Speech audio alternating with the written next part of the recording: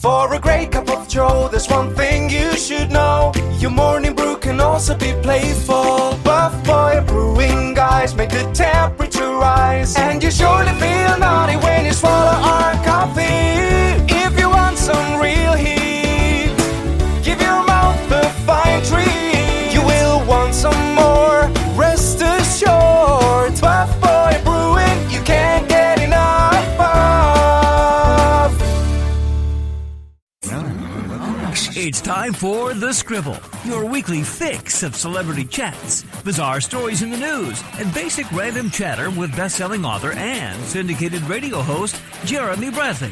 Make sure your seat is in the upright and locked position and your barf bag is securely in place. Here's Jeremy Bradley. Thank you very much, Larson. Jeremy Bradley here. This is The Scribble. Thanks for tuning in at thescribbleshow.com and on SoundCloud and iTunes. How's it going today? Wow. I can't believe we're already like mid-October. Jeez. Now, I'm a little bit under the weather today. Maybe you can't tell, but I can tell. I'm a little bit stuffed up. And in all honesty, I was just in China, actually at the end of September, and the extreme heat there was ridiculous. And so what was happening was, for a week that we were there, we would go from the intense humidity outside to then this air-conditioned bus. And doing that over the course of 6 days or however long we were doing it, it was really like, you know how when you come in from the sweltering heat and then you appreciate the air conditioning and you're like, oh, and then maybe you're even shivering, but you still just really like it. So you almost like, then you're covering up. You put a blanket on and you're still shivering, but you just appreciate the cold. And so that's what was happening. Was we would take these 3-hour bus rides after being out melting in the sun, and it's apparently just not good to do that to your body. And so I have been sick now for almost 2 weeks or whatever it is.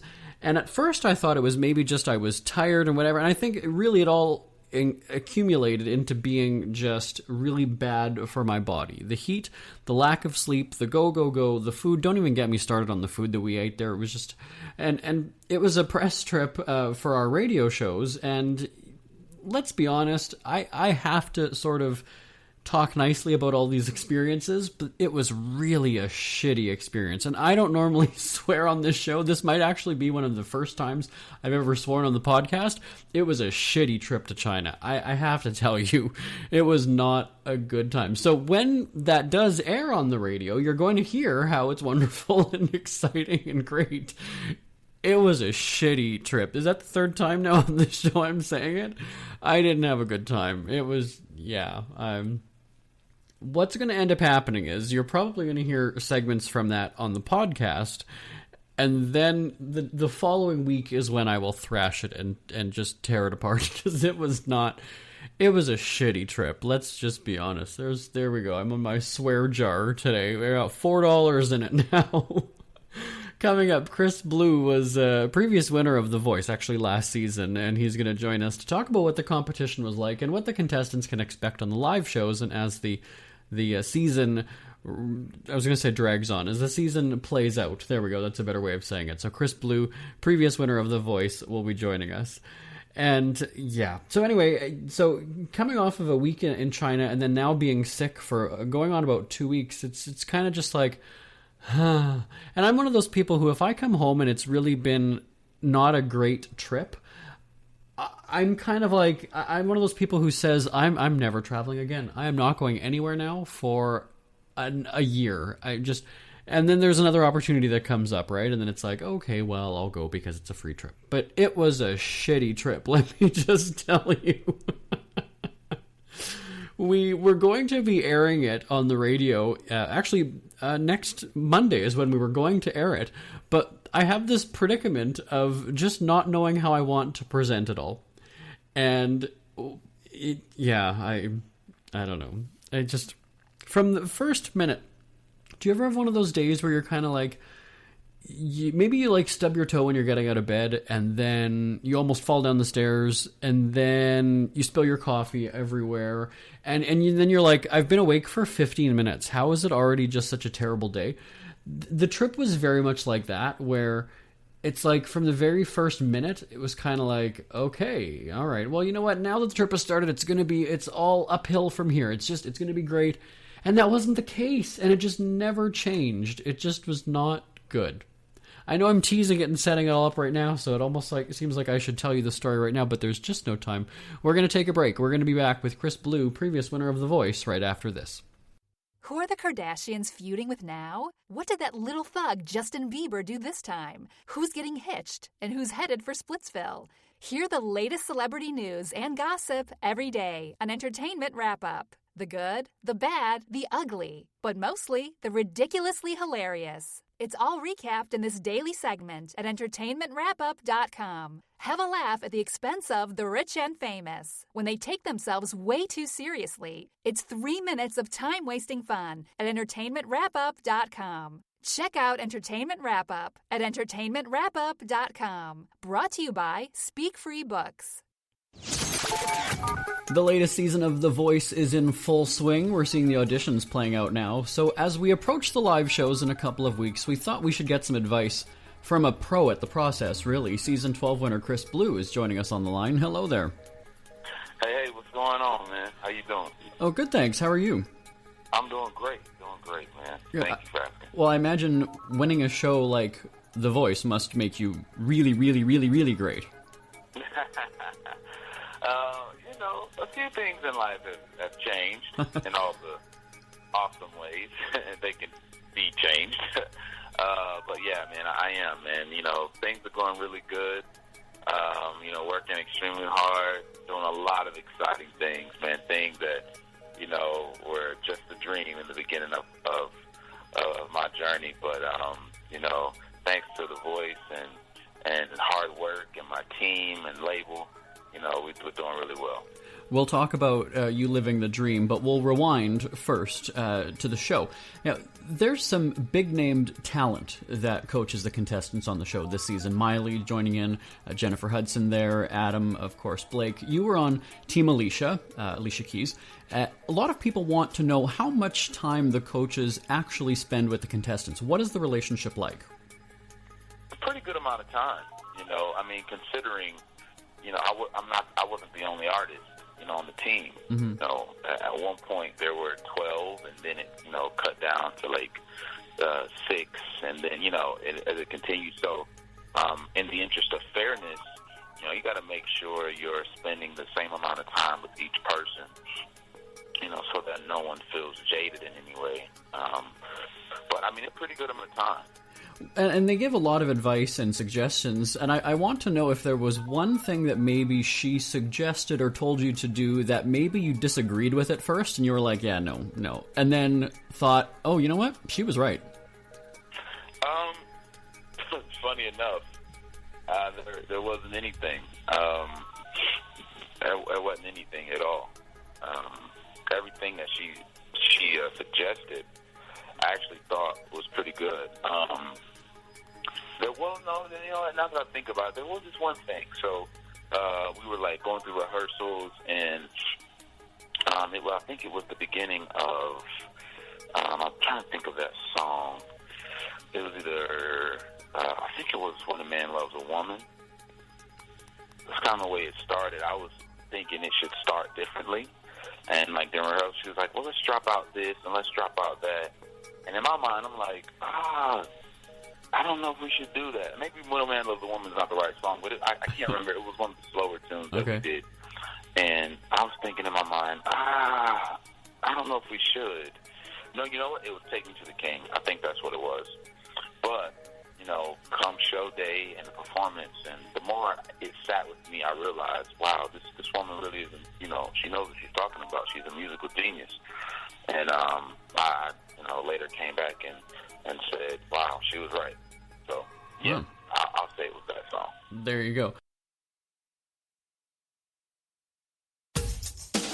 Ever had something to get off your chest but never had the balls to say it? That's a load of crap. SpeakFreeWithJB.com is exactly what you've been waiting for. Your chance to tell it like it is and not care what anybody else thinks. Have your say on issues of the day. Join newspaper and radio columnist Jeremy Bradley as he tells it like it is. Hundreds of thousands of people have stopped by, including some well-known celebrities who have had a chat with JB and speak candidly about what's really going on in the world. You can join them too. Have a rant or a rave. Be brave and head on over to www.speakfreewithjb.com now. Jeremy Bradley here, back talking with Chris Blue, previous winner of The Voice. During the auditions, the coaches are judging you based on a voice, right? That's the whole thing. They turn around in the chair. Is it easier to audition that way? I don't do music, so I haven't had to do an audition, but is it more intimidating if they're looking at you or if you can't see how they're reacting? For me personally, man, I think it's more intimidating if they're looking at you, you know. But to be quite honest with you, when you get in the room, the energy is so amazing. I try to focus on the room.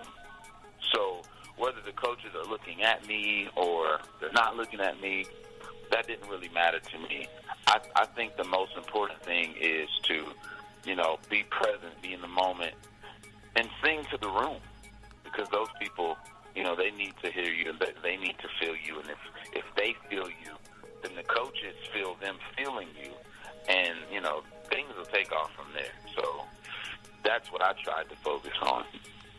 And so we're a couple of weeks away from the live shows, and the contestants, I imagine the contestants think they know what to expect. Is there anything, though, they won't expect? What do you know that they don't?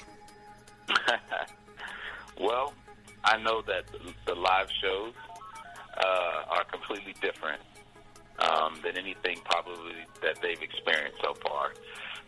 The pace is a lot faster. The hours that we work during the day are a lot longer. You know, the expectation is a lot greater, and you know, it intensifies, you know, to a whole nother level. You know, it changes, you know, the dynamic of preparation, and you know, only the strong, you know, really survive, in a sense, you know, when it comes to, like, the work ethic, because, you know, how hard you work, you know, really goes to another level, you know, during the live shows. And so if you're not embracing it the right way, it can weigh on you, and that may show, you know, in the performances. So that's one thing that they can look forward to. Those live shows, man, they turn into a beast. But just, you know, keep the right spirit about it, and continue to work hard, and everything should be fine. So it's a show day. We are, let's say, 1 hour from going live. What are you doing? How are you preparing?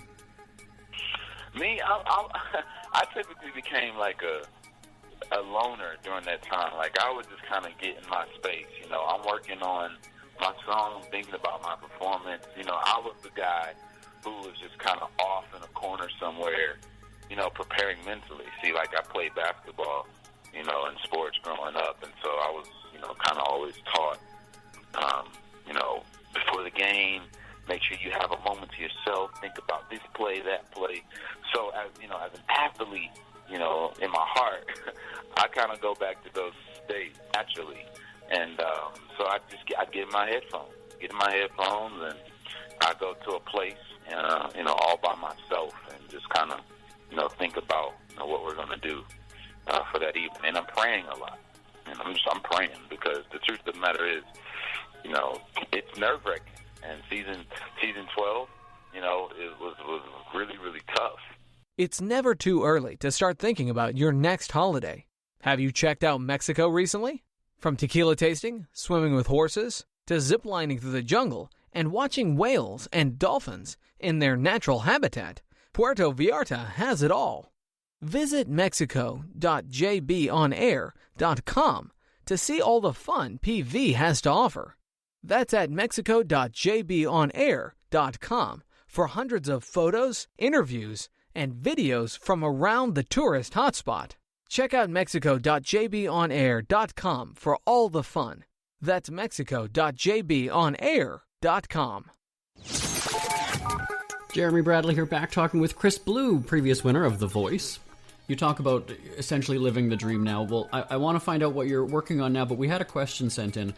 Is there a performance you did on the show that people are still talking about when they see you?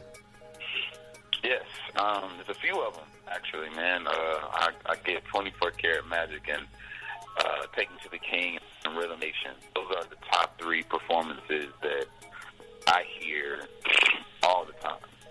All the time. You know, it's like, Rhythm Nation, man, Rhythm Nation. When you did that Rhythm Nation, I was like, still to the day, I have people messaging me on Instagram and on Facebook and Twitter, and they're talking about those performances, you know. So those are some, and you know what? Those were performances that I'll always remember as well, because those were what I believe turning points for me on that season. So they were great performances. They were fun. Had a lot of fun preparing for them, and it was just a good time, man. We had a great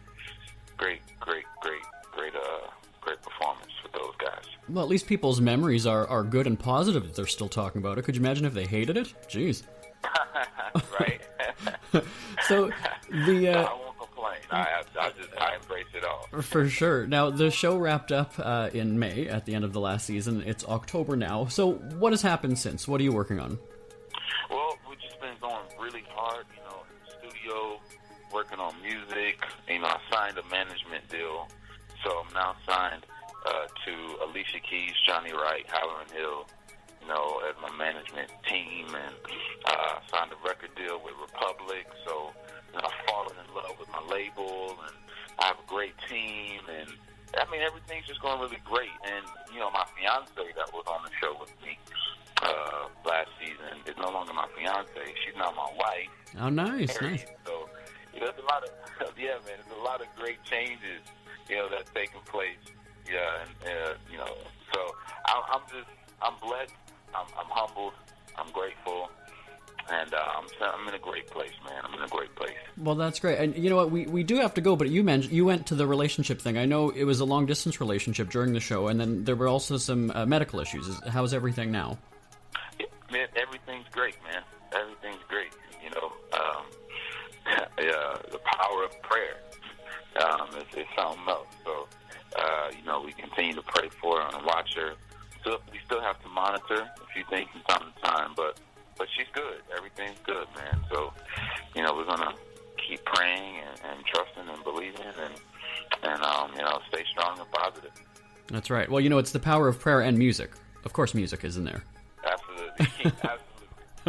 All right, well, The Voice is on NBC Mondays and Tuesdays at 8 Eastern. As always, though, check your local listings. Chris Blue, thanks so much for joining us today. It was great chatting with you. Hey, man, thank you so much. It was my pleasure. Thanks for having me. We hear you chirping. Get scribbling. Tweet up the scribble at The Scribble Show. Join the discussion with Jeremy Bradley. It's all going down right now on Twitter at The Scribble Show and at thescribbleshow.com.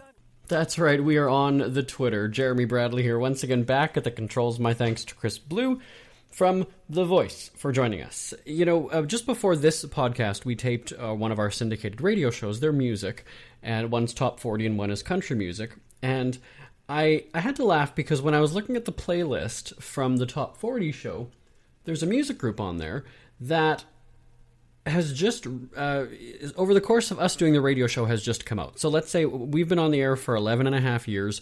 A lot of music groups and artists have just sort of become well-known in that time, okay? So we've existed longer than they have, is what I mean, in terms of entertainment.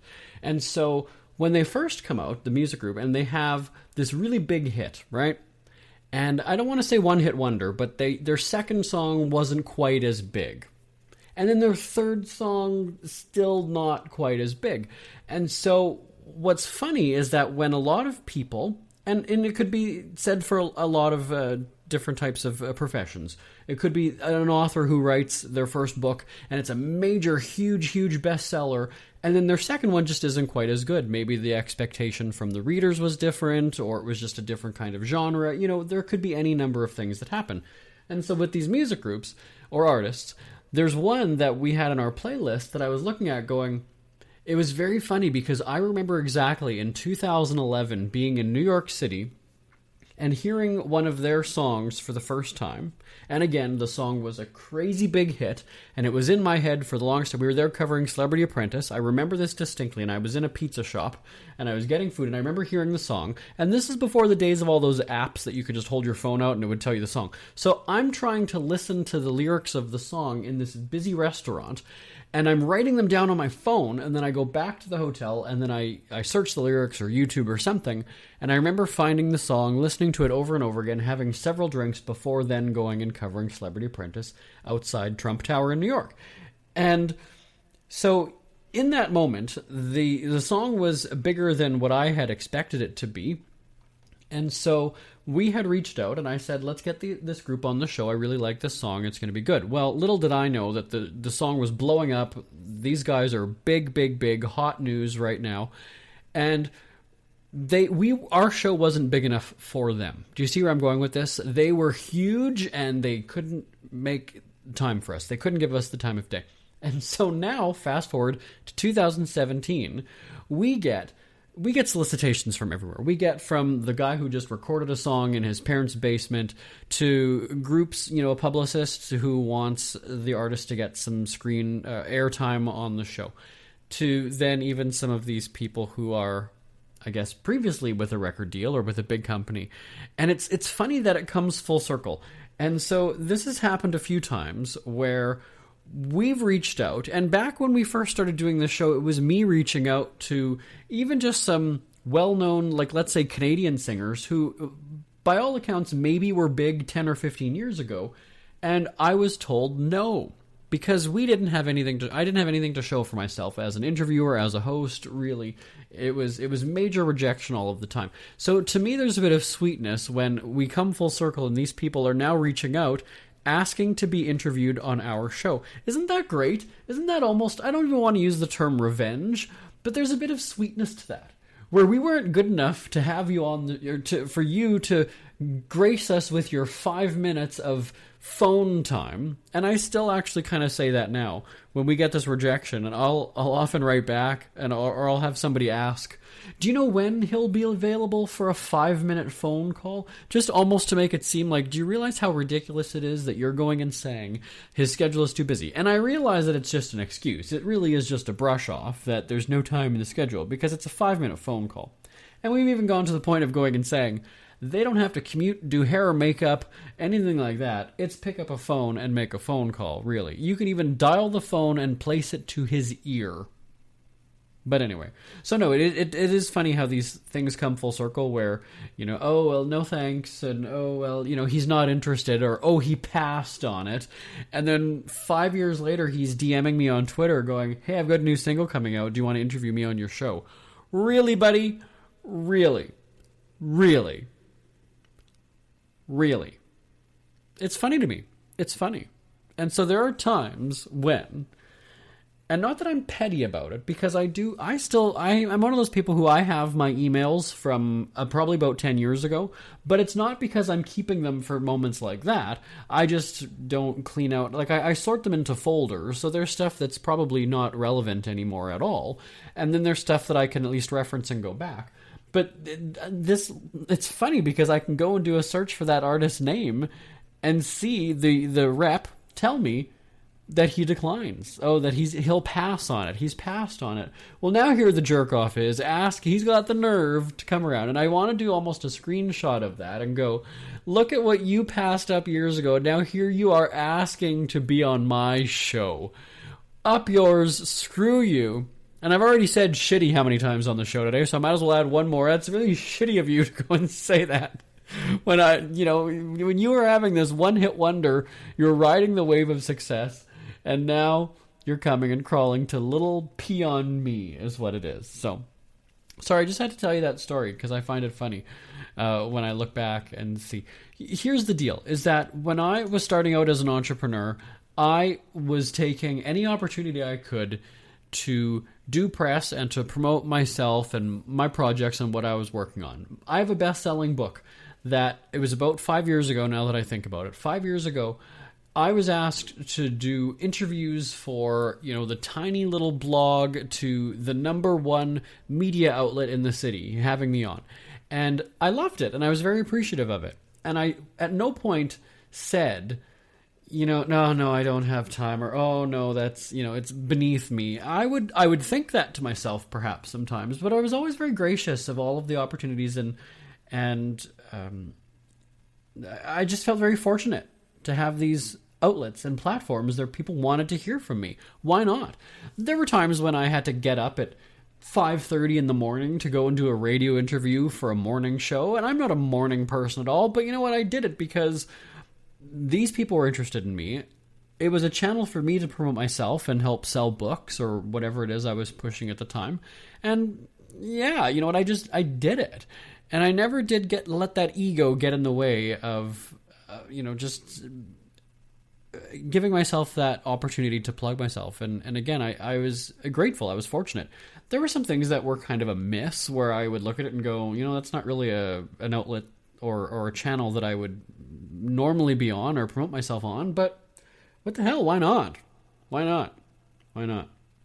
So anyway, no, and I'm not bitter. See, I realized that going on that rant is going to make it seem like I'm incredibly bitter towards those people that would shoot me down.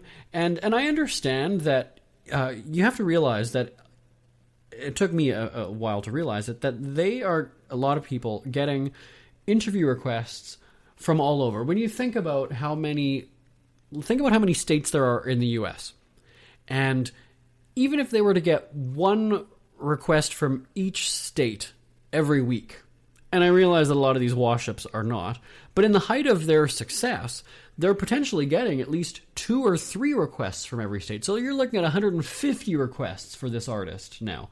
And when you look at bigger cities, New York, Los Angeles, even Toronto, Vancouver up in Canada, you multiply that now by how many requests they could be getting, and so I understand it and I get it. I get it.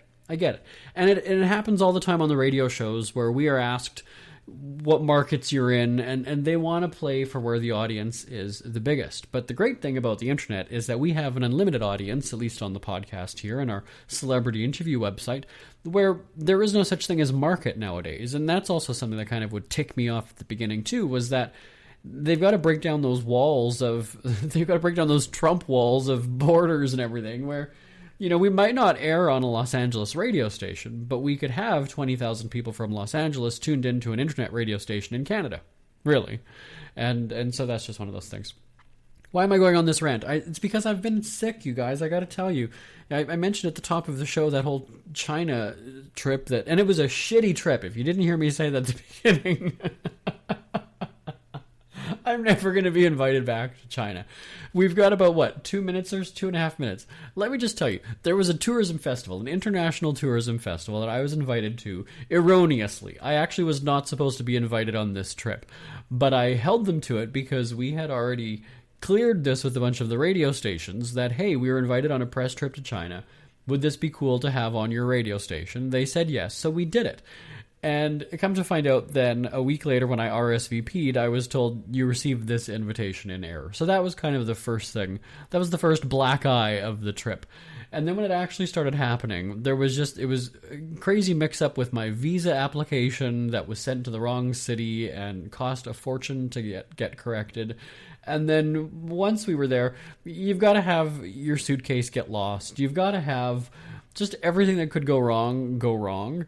And very quickly I realized you ain't in Kansas anymore. It was like a trip that I've never experienced. And I don't even know where to begin. I don't know. Anyhow, my thanks to Chris Blue, previous winner of The Voice. Check your local listings as to when you can catch it on NBC.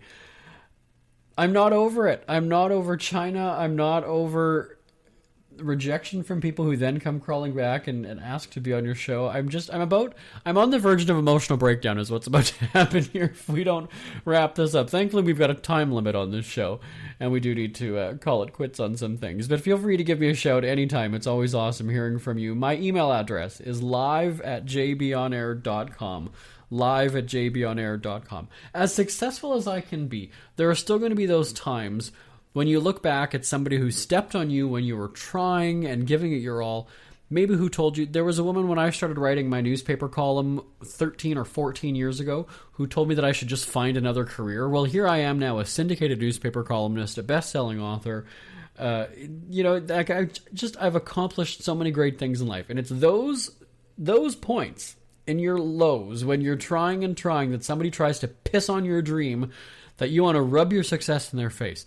And I do have that email somewhere for the woman who just told me to find another career or another profession, and I want to print that out. That is motivation for me. Never stop trying, never give up. My name is Jeremy Bradley. This is The Scribble. I'm going to go nap right now. Thanks for tuning in. Have a great week. I will talk to you next time. Bye-bye, everybody. Want more Scribble? Check out thescribbleshow.com for past shows, celebrity interviews, cheapskate tips, and more. That's at thescribbleshow.com and on Twitter at The Scribble Show. The Scribble is a speak-free media presentation. If you want some real heat,